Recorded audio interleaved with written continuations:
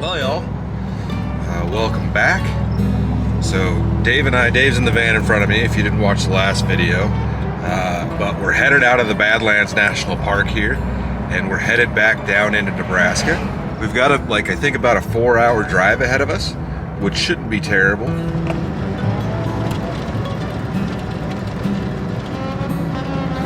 All right, we'll see you guys a little farther on down the road. Stay tuned.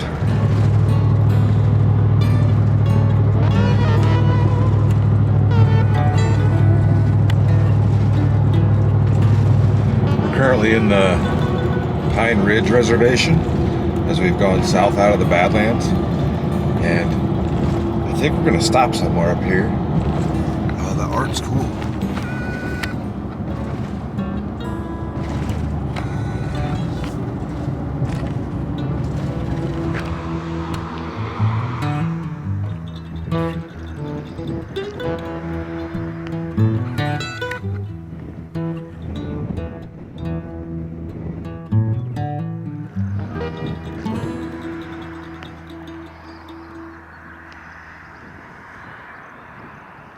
Okay guys, so as you can see from the sign, you can pause that, go back and pause it and read it if you'd like to. That was a pretty long sign. But we are at the Wounded Knee Massacre Site.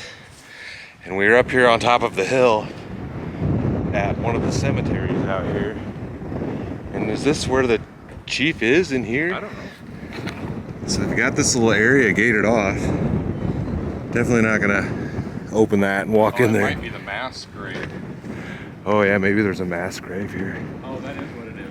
That's all the name. Yeah, let me see if I can zoom in on that for you guys. So you can Wow, read that's it. super cool. I didn't know that was up here. You may say something on the other side also. But. So we talked to one of the gentlemen that was down there, and I bought I believe it's a necklace, right? Yeah. I bought a necklace. It's in the truck. I'll show it to you guys. It's all handmade out of buffalo bone that he carved out of a buffalo that he got 2 years ago, I believe. But he declined to be on video, but he told us some really cool stories. And a sad story, it has rained here pretty heavily the last week or so, and it just stopped, but there was a body that washed out of the cemetery and they found it down the hill. So No, it was just one found from the massacre. Oh, he said it was from the massacre? Yeah. They're still finding him, I guess. That's wild. But yeah, there's more names on this side. Although, it's probably really hard for you guys to see that.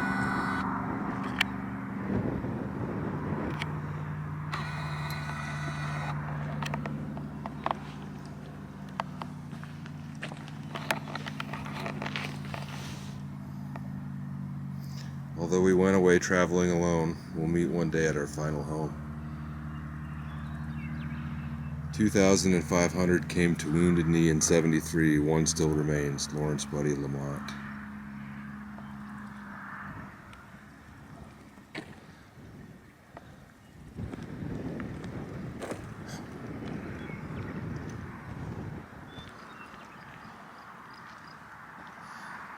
These are from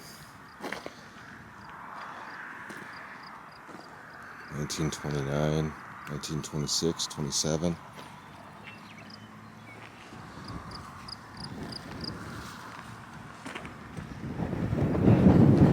Cemetery's on the hill up there. Not really sure what this is. But the door's open. I mean, it's obviously not being used. It's part of this area. Yes.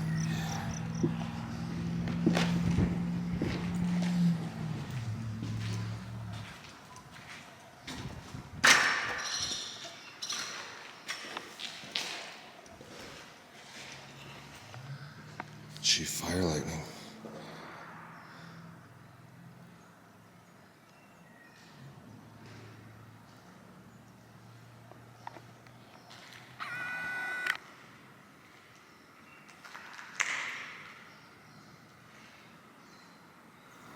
Oh, is this where they did the standoff? It is. This is where they in like 1973 or something? They did it in here? Yeah, that's right.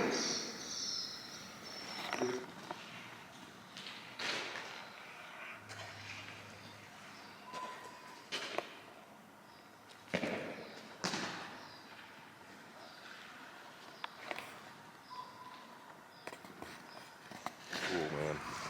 If you got the chance to stop here, I would definitely recommend this. It's wild to see. It's wild to see. I'll see you guys back in the truck. There we go. It's what I picked up, guys. We're still here in the parking lot, but this is all handmade and carved out of buffalo by the guy Jarrett. And even what's holding this together is like the sinew. And the beads, what was it? The north, south, east, west. And then white man, yellow man, red man, black man. And wasn't it like something to do with a religious thing also? I don't remember. Yeah, it was peace, love. Yeah. Something like that. Yeah. So they all have a significant meaning. But there we go. That's a cool memento from this trip for sure. And the fact that it's all buffalo that he took himself a couple years ago.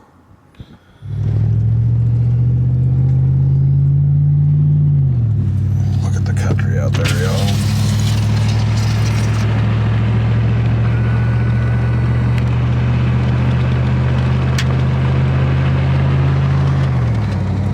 Gravel road jamming.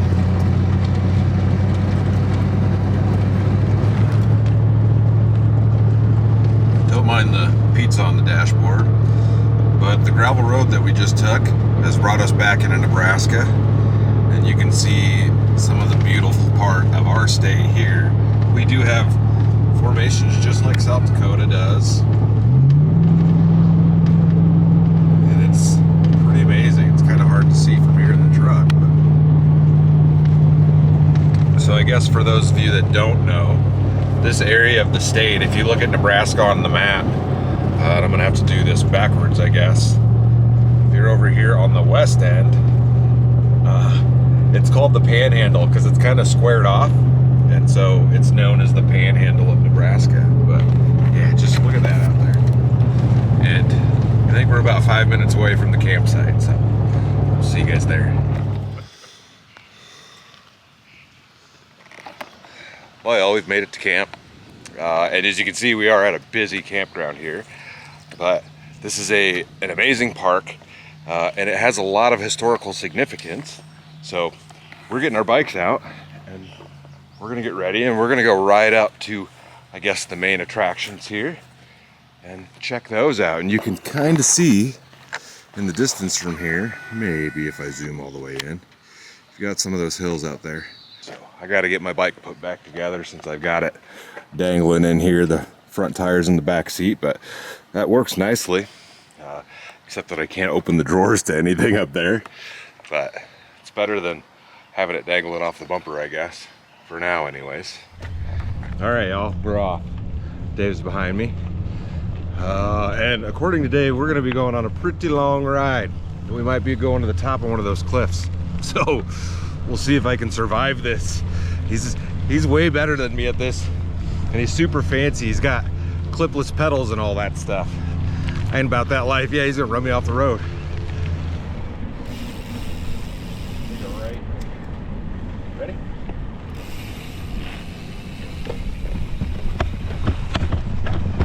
Oh!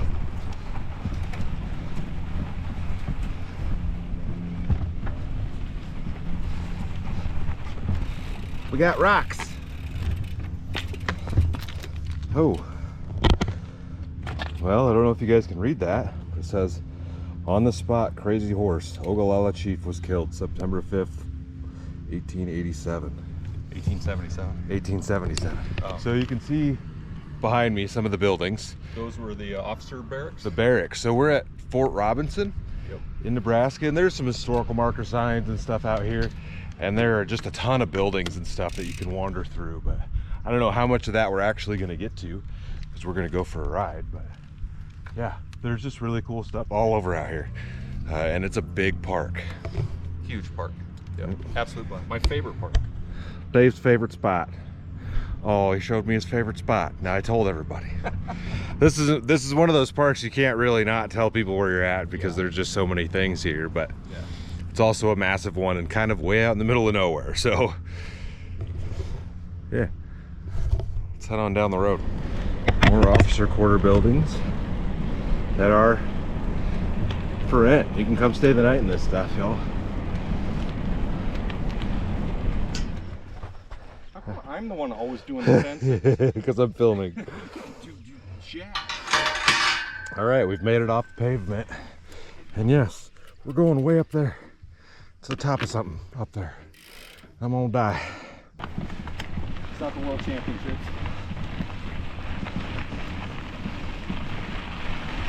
Well, we've got some cows. And we're in the pen, so we could get cowed here. Oh, this guy's getting up. They got big old horns too. Horns, I thought those were their ears. I don't think so. What's going on? How are you? It's wild, y'all. Literally. I guess they're not super wild, but they're wild to me. Yeah, guys. Dave used to race this. Long time. Jeez. Huh. How are you do this? I can barely walk up this, y'all. I don't think you understand how steep this is.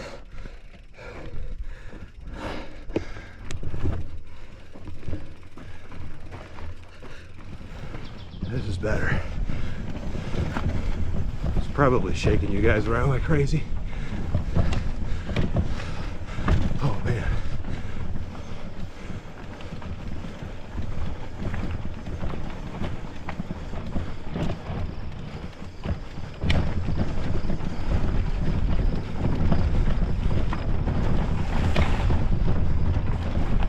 Little black tool thing fell off. I heard it. Oh shit.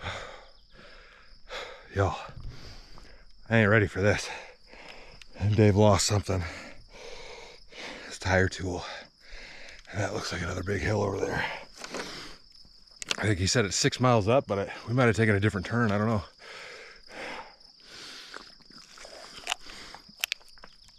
But I'm gonna make it to the top, even if I gotta walk. Well, guys, we did make it. There's the bike, and look at that view out there. The park's kind of over around the corner. You have to stand up there. I have to stand up, yeah. We're on the edge of a big cliff here. So One more step. try not to fall off. It's a long ways down. And way off in the distance there is where we came from.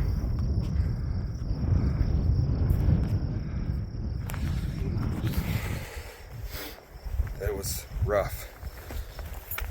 It's mostly downhill on the way back. We brought a couple of cervezas, so we're gonna sit up here and enjoy a beer and enjoy the view and enjoy the fact that we're all by our lonesomes up here and there's nobody else around and we got it all to ourselves. Whole park. But I'm glad you guys are here with us.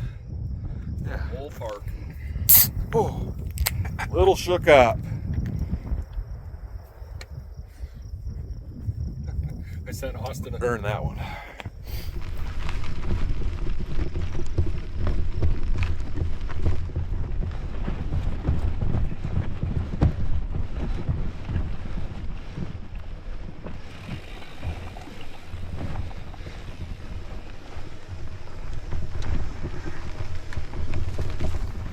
I'm gonna fall off a mountain.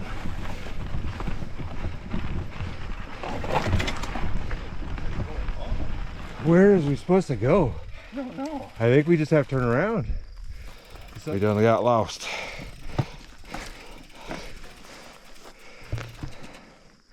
Nope. No bueno. I think we might just have to go back up the way we came. Or it's that over, it's got to be that first thing over there. Well,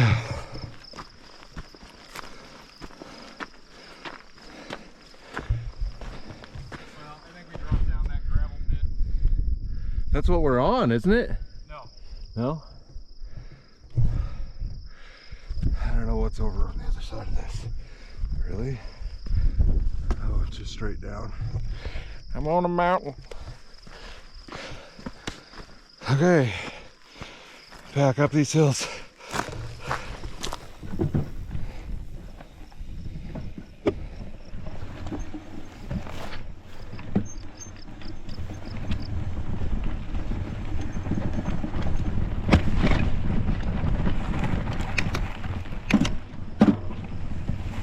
This is sketchy, but I'm doing it.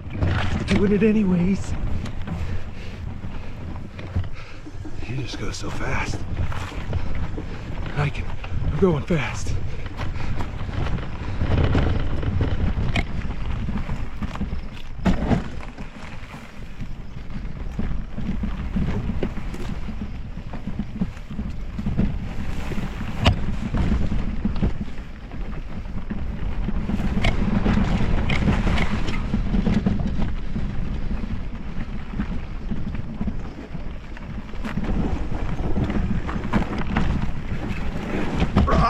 Oh, almost lost it on that big ass rock.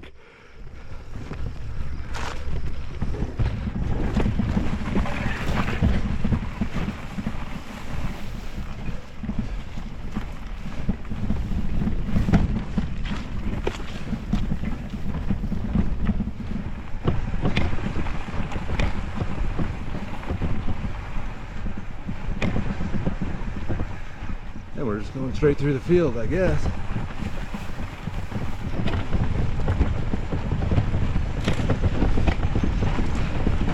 God, please don't let there. No holes, no holes, no holes, no holes. Whoa! Oh!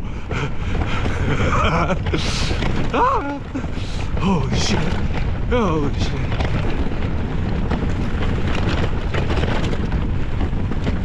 I'm hauling pretty good, y'all. Oh my god, oh my god. Oh! This, I can do downhill. This stuff is nice. And we're back to the road. Oh my god, y'all. Dave's like half a mile ahead of me. That whole thing, my big gut, that was intense for me. Y'all, that was a ride, and that was a long ways up that thing. But walking or biking, we made it to the top. We cracked a cold one, and we did it. We accomplished the goal, so you can do it yourself too, you know? All right, well, we got back to camp and kind of settled down. Let my heart rate drop a little bit. We bought a couple different kinds of beer. Dave picked this one up. I've got something I can't remember what it's called in there, but we'll try that next. But this is Purple Grain, mixed berry blonde, brewed and canned by the Sturgis Brewing Company. What's the Prince connection? Purple Rain. No, I know. I don't know what the connection is. You know why pick that? It's awesome. Cheers, guys, to a successful ride. We'll call it a ride and hike. Hike and ride. Bike and hike. Bike and hike. That's pretty good. You can definitely taste the berries in that. Yeah. So they got a chuck wagon cookout. We're not going to that. But we're doing our own chuck wagon yeah, cookout right here. We got a bunch of garbage to eat tonight. We're gonna have a salad though. We are having a salad. I'm making him eat a salad. We're trying to stay a little bit healthy, I suppose. I mean, I definitely You need ate it. hummus again today. That's your Yeah. second time eating hummus. Yeah, y'all. Hummus on a ham and turkey sandwich with this cracked red pepper hummus on it instead of like mayo. Pretty damn good. I was impressed. We'll get you there. Yeah. All right, we're gonna enjoy our drinks, y'all.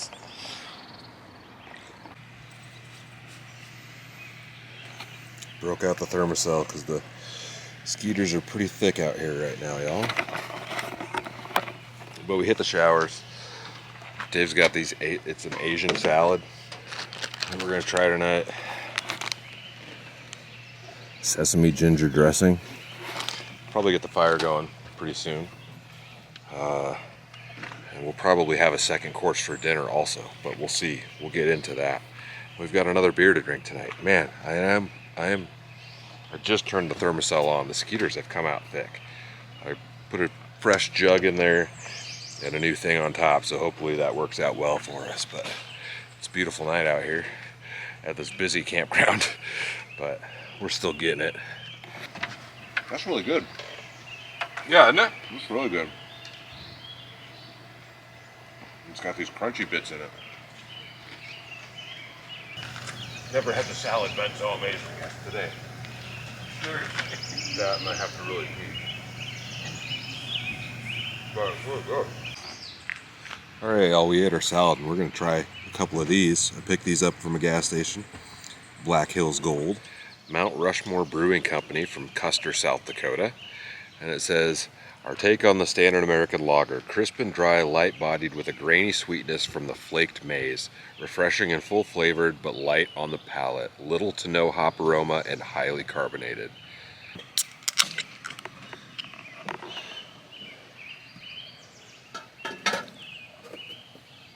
It's a good basic beer. Nothing fancy, nothing crazy. Nothing crazy, that's a good beer.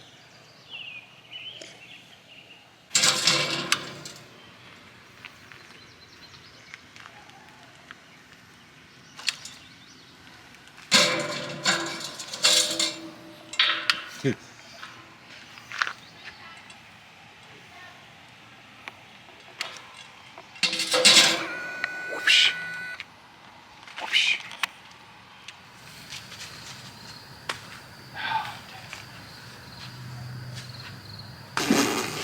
What are you throwing at the cooler? No, I don't know. Get up there. Oh, that's on there. It's good throw. It's gonna fall off. Oh my god. God damn. Oh, I thought that was gonna be a whole one.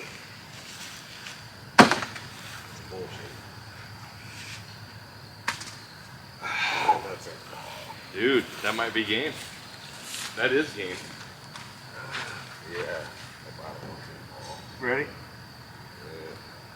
11-0. Nothing. I lost. Hey, did you hear that? 11-0. 11-0. Nothing. I suck at these games, y'all. Alright guys, made it into the truck. I suppose I can give you a time and temp check. It's kind of late, probably. 11:08. It's probably in the mid 50s. I did plug the truck in. I do have the fan on. It's currently 57 degrees outside. I am worn out from that bike ride. Worn out. I'm gonna sleep like a rock. I can tell you that. I'm gonna sleep like a rock tonight. Oh.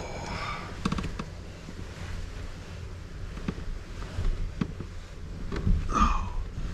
My legs are sore. We're gonna do a hike tomorrow. Oh man. It's time for bed, y'all. Turn these bottom lights off. Oh, maybe. I'll see you guys in the morning.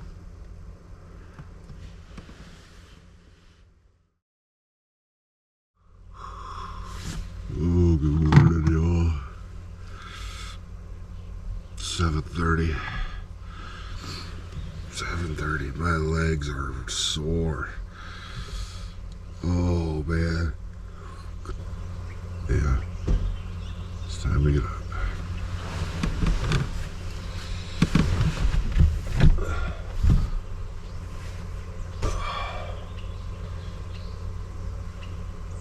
Well, y'all. We're up and at 'em. It's a beautiful morning out here. We're getting our stuff packed up because we're just going to hit the road here. But we got to stop and check out that historical marker before we leave the park. And Dave made coffee, so I've got a full cup of coffee.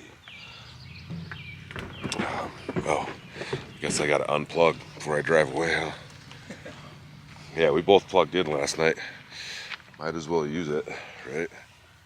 It's just very convenient, I guess. All right, I'll see you guys on the road. All right, let's roll.